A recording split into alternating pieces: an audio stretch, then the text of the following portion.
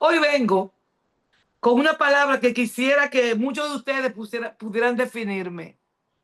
¿Qué significa prodigar? No me hagan trampa y la busquen en el diccionario. No me hagan Usted, trampa y la googleen. No. Yo quisiera que ustedes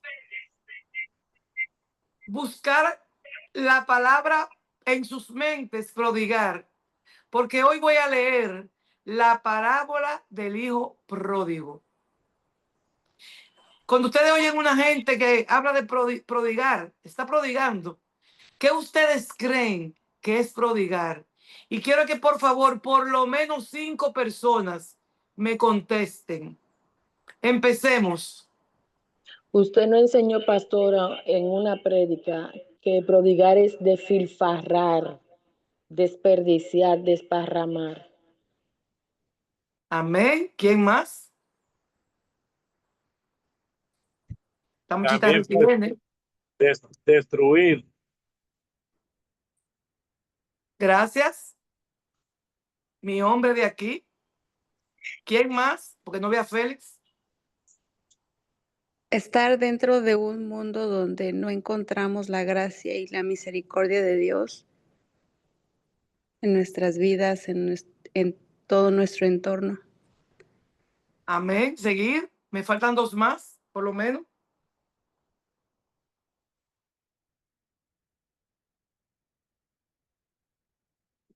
Quiero 2 más.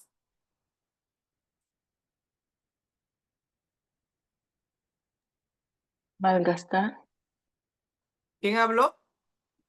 Dunia, Dunia. Gracias. Sigan. Una última persona. Desperdiciar, Oceanía. Buen día para todas. Desperdiciar, ¿eh, Gloria? Alba Iris. Alba Iris. Dios te bendiga. Amén.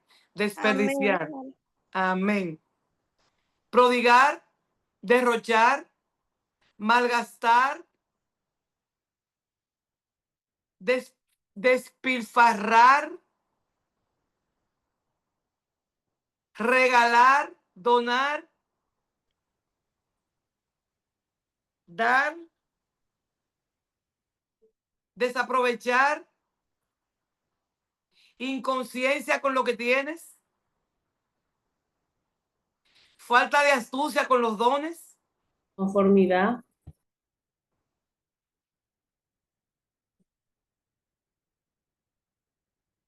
bueno, es que tiene que ver con derrochar, despilfarrar. Con esto tiene que ver. Vamos a la palabra y busquemos Lucas 15, 11 en adelante. Pensé en este tema porque cualquiera de nosotros pudiera pasar por tener un hijo pródigo. La palabra de Dios nos habla en parábola. Y esto fue un método de Jesús. Son métodos que se utilizan hoy en día en el área del coaching y de la psicología, buscando que la gente pueda entender en relatos sencillos, como del día a día. Porque no es lo mismo predicarte con algunos términos muy rebuscados que venir con historias. Por ejemplo, lo que hizo el profeta Natán con David fue una parábola. Él le contó una historia. Y de la única forma que David pudo caer en cuenta de la transgresión que él hizo, de su mal camino, de su mala decisión, de su mal acto, fue a través de una parábola. Pero Natán no era tonto, porque está bien que él es el profeta y que el rey David tenía mucho respeto sobre él. Pero si Natán desde el principio le dice, asesino,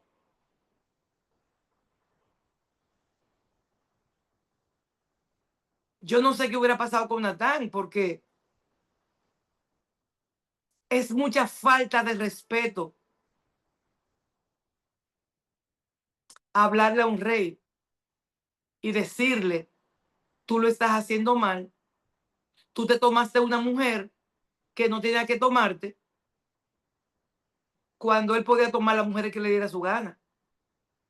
Pero Natán le habló en parábola, muy inteligente.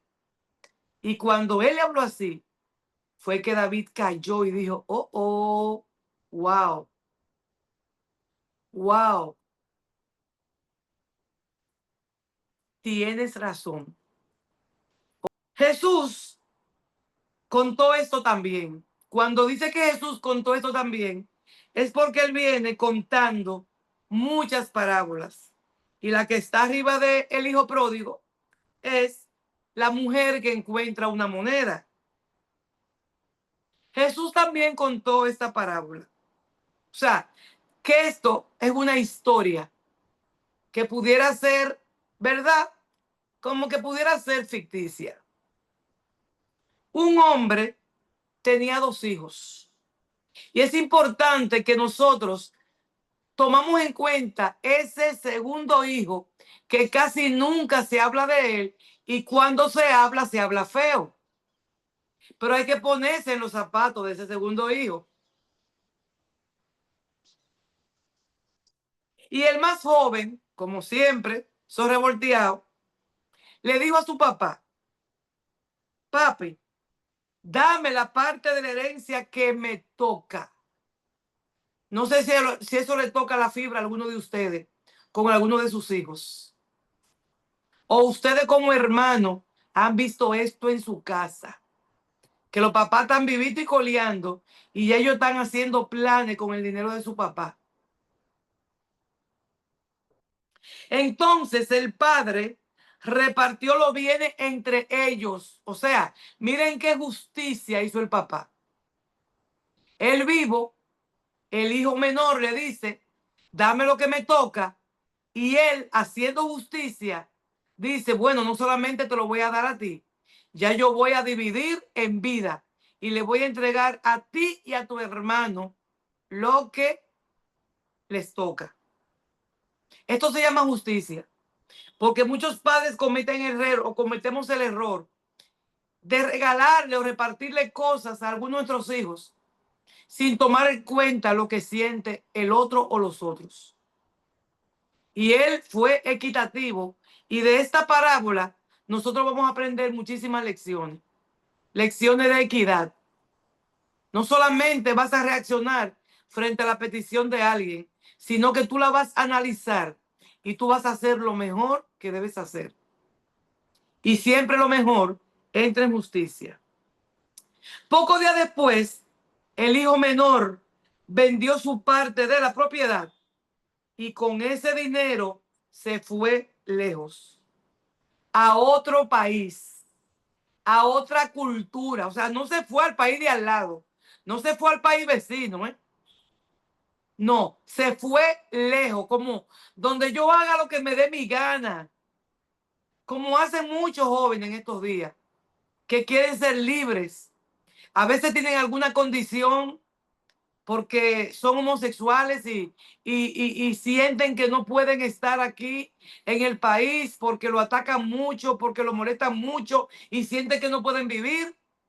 Y le dicen a su papá, dame lo que tú tienes que darme, que me voy de aquí, para hacer su vida de desorden fuera de aquí.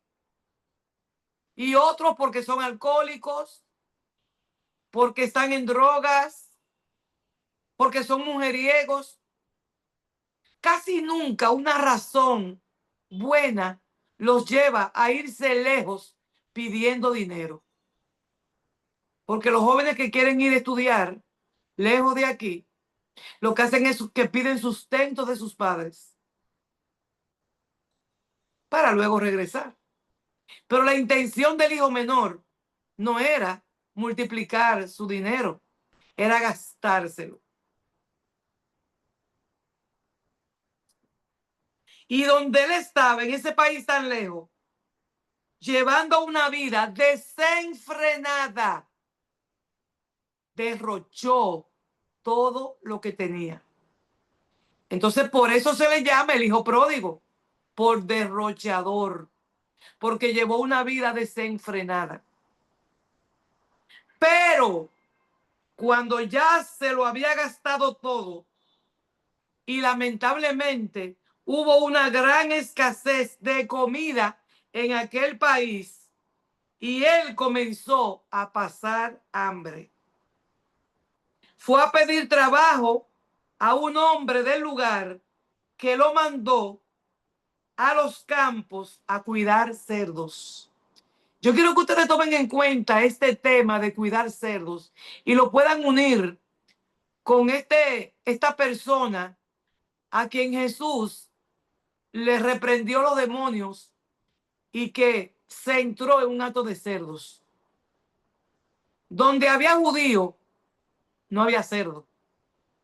Los judíos no andan con cerdos. Ellos no comen cerdo, no lo van a producir. Tiene que ser lejos de ellos, muy lejos de ellos. Entonces, este muchacho estaba tan deteriorado, ese muchacho había perdido tanto las costumbres de su país, que se atrevió a tomar un trabajo de algo que él no hubiera trabajado. Porque no es verdad que su papá tenía cerdo en su hacienda. Cuando la Biblia menciona eso, te está diciendo qué tan mal estaba ese muchacho. Que estaba en el lugar de idolatría, de malas costumbres, de no respetar las reglas en ese tiempo que el Señor estableció a través de esos mandamientos. Ese muchacho estaba cada día más hundido en un lodo. Cuando el Señor que le pidió el empleo lo mandó a los campos a cuidar los cerdos, el hambre de ese muchacho era tan grande que él no tenía nada que comer y él quería comer de los algarrobos que le daban, algarrobas que le daban a los cerdos. Pero nadie se lo daba. Porque déjenme decirle, él estaba ahí con los cerdos cuidando, pero él no podía atreverse a comerse la comida de los cerdos. Fíjense que ese país, una costumbre tan distinta a las costumbres judías, que los judíos tenían por norma que si ellos estaban cosechando o algo les sobraba, ellos no podían levantarlo del piso. Esos son uno de los mandamientos de los 600 y pico. Usted estaba recogiendo guandules, usted estaba recogiendo plátano, usted estaba recogiendo fruto y lo que caía en el piso, usted no lo podía coger. Tenía que dejárselo a la gente extranjera que tenían hambre. Pero este pueblo era tan bárbaro que este muchacho les rogaba que le dieran de comer y ellos no le daban. Miren lo bajo que cayó ese muchacho. Hoy en día, en droga, en fentanilo, en heroína. Quizá él empezó con una marihuanita allá en su país escondido y cuando ya estaba loco por droga fuerte, por droga dura, se fue del lado de su papá. Porque para usted desperdiciar una herencia en muchas calles que usted coge. Yo no sé si le estoy hablando a alguien con un familiar para que pueda entender qué está pasando con él. Y él tenía ganas de llenarse con las algarrobas.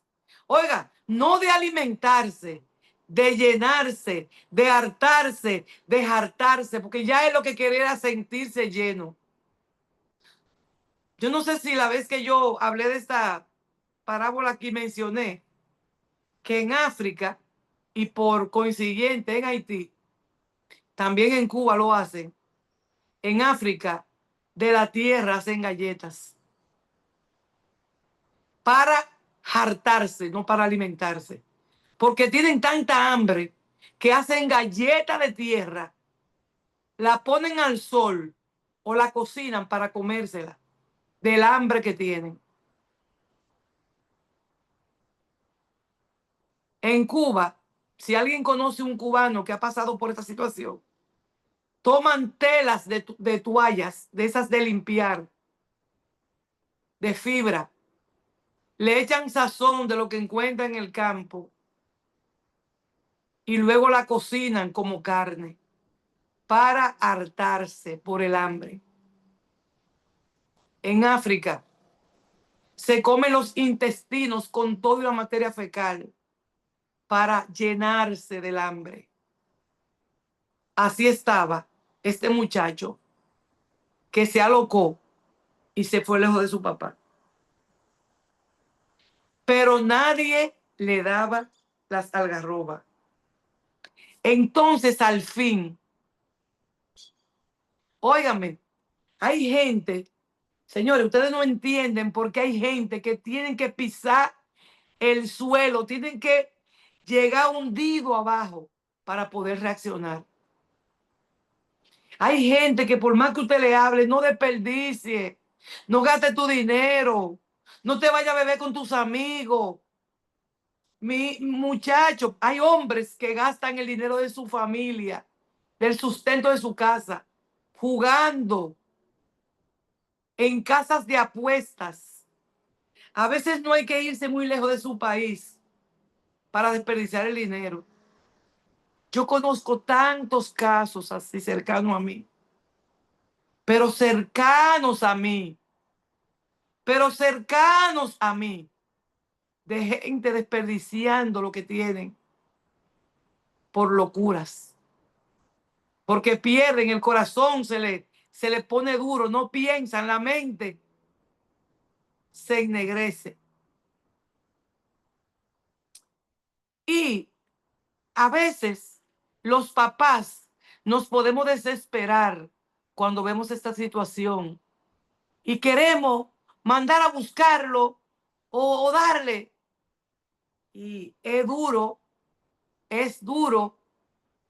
pero muchas veces hay que dejar que ese muchacho le dé hambre de algarroba y que se lo nieguen y que cojan lucha y que cojan trabajo, porque esa es de la única manera que van a volver en sí.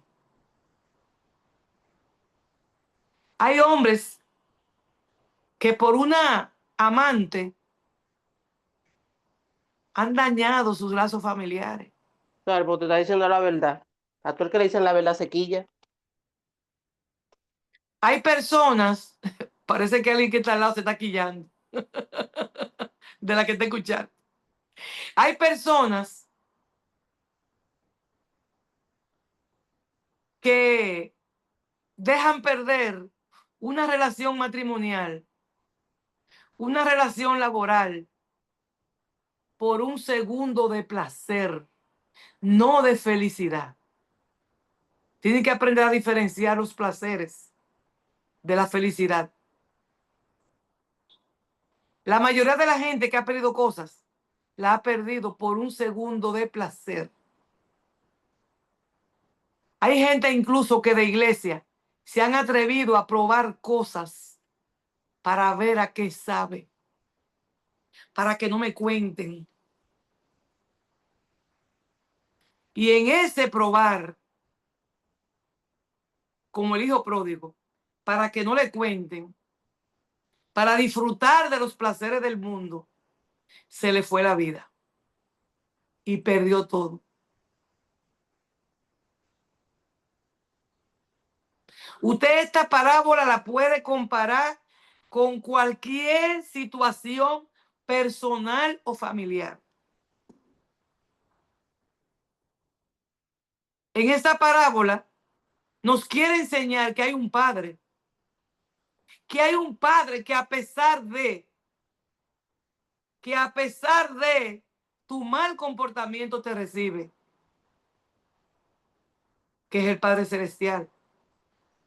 Pero hay esposas y esposos, hijos, padres y madres, que ya están desesperados con sus hijos y ya ni siquiera lo quieren en la casa. Hay papás que han llevado a sus hijos a la cárcel.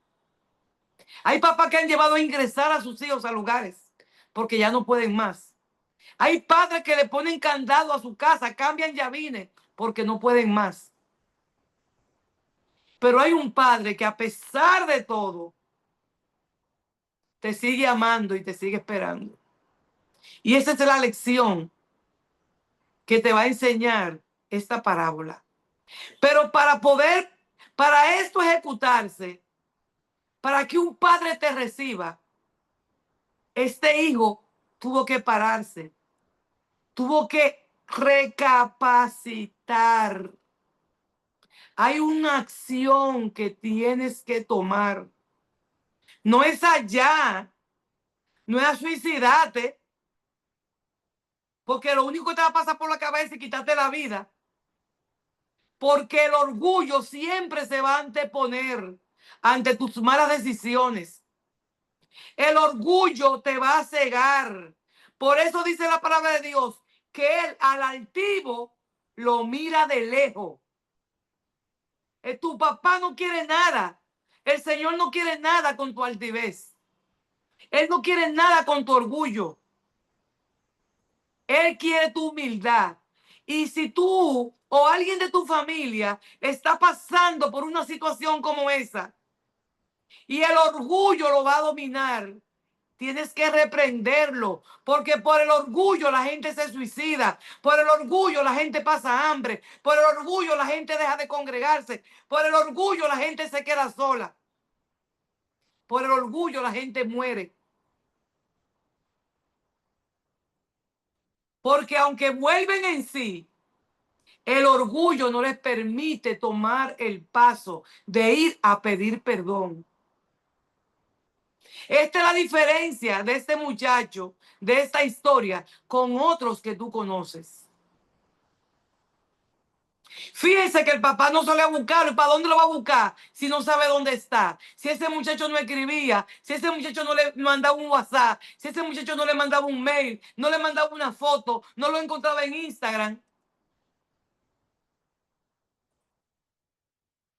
El papá simplemente esperaba que él soltara el orgullo, que él recapacitara, que él volviera en sí y regresara a su casa.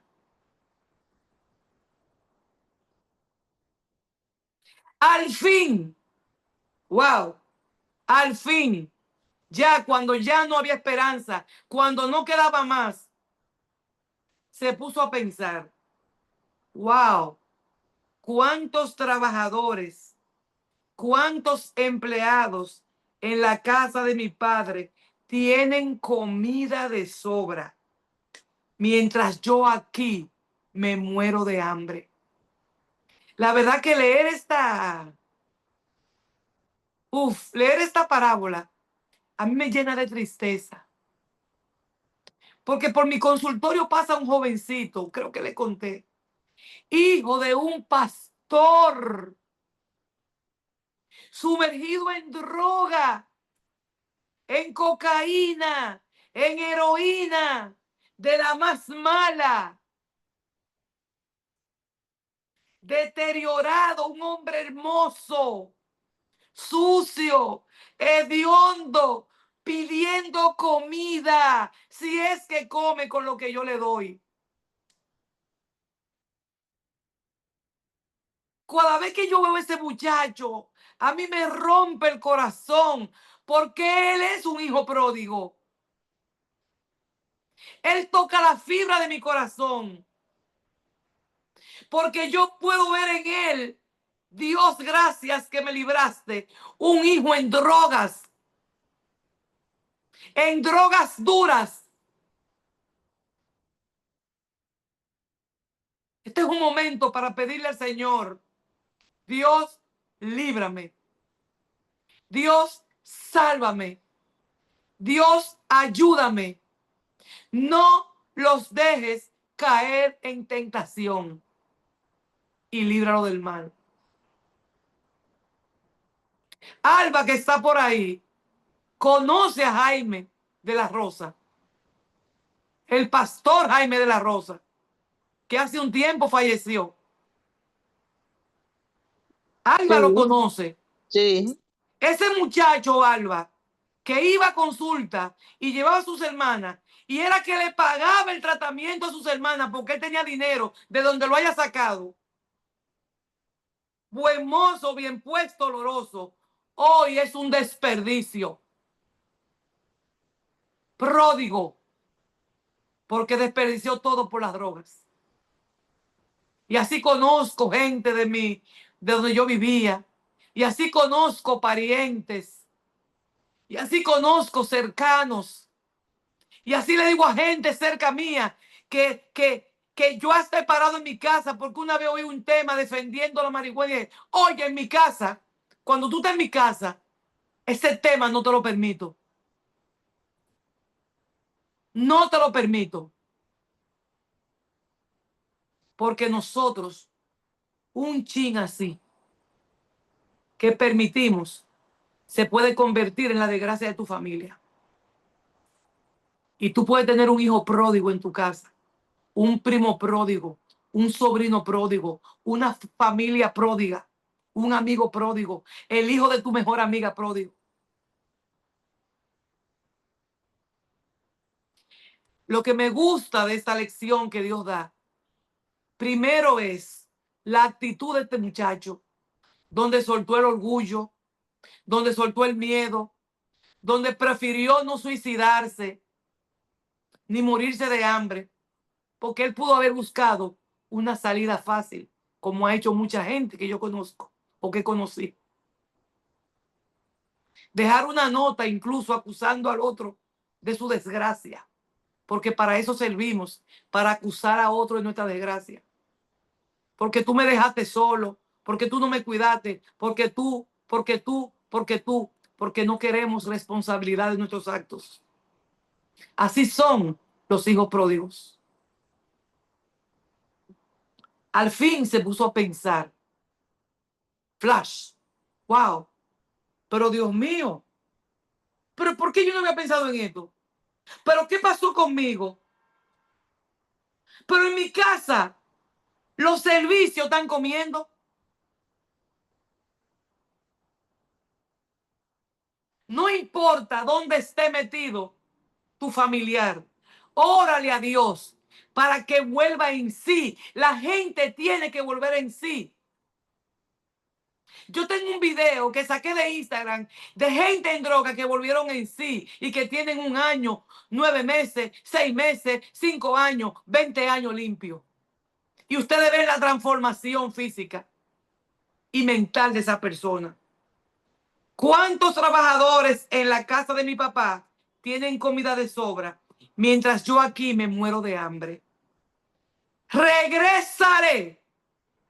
No solamente lo pensó, sino que tomó la decisión y no se quedó en palabras. Yo no sé si fue a pie que él llegó. Yo no sé qué fue lo que él hizo porque él estaba lejos.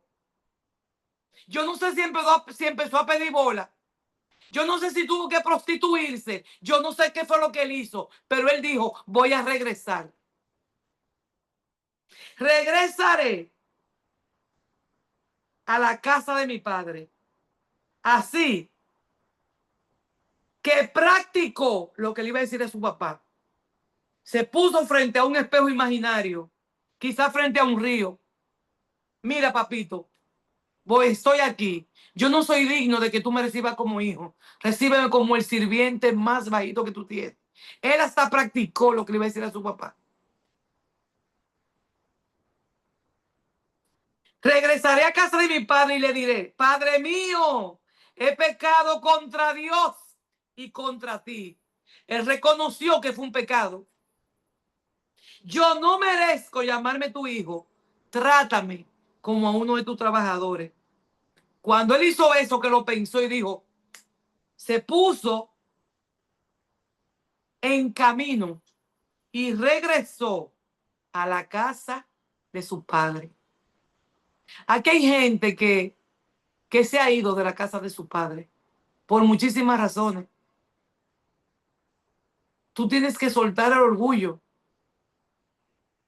y tomar una actitud de obediencia y regresar. Cuando todavía estaba lejos, su padre lo vio y sintió compasión de él. ¡Wow! Aquí yo no voy a mencionar lo que ustedes se saben, porque la historia del segundo hijo es otra. Y que le puso un anillo en el dedo y que le puso comida y que lo vistió de ropa limpia. El papá lo vio de lejos. El papá lo vio de lejos y sintió compasión de él. Nos hace falta compasión. Nos hace mucha falta compasión. Vamos a darle gracias a Dios porque Él siente compasión por nosotros.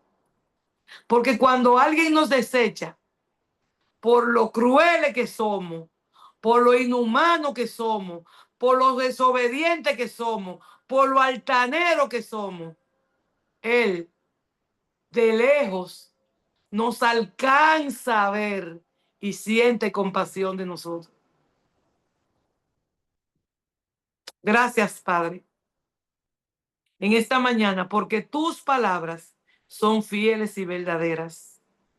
Que estas palabras, como me han tocado a mí, toquen cada fibra del corazón y de la mente de nuestros hermanos. Y que esta palabra pueda ser enviada a aquellas personas que cualquiera de acá piensan que necesita porque tienen un hijo, un esposo, un pariente, un amigo que anda prodigando. Gracias, Jesús, por tu inteligencia y cómo tú nos hablas de manera tan sencilla para nosotros poder entender el mensaje que tú nos quieres transmitir.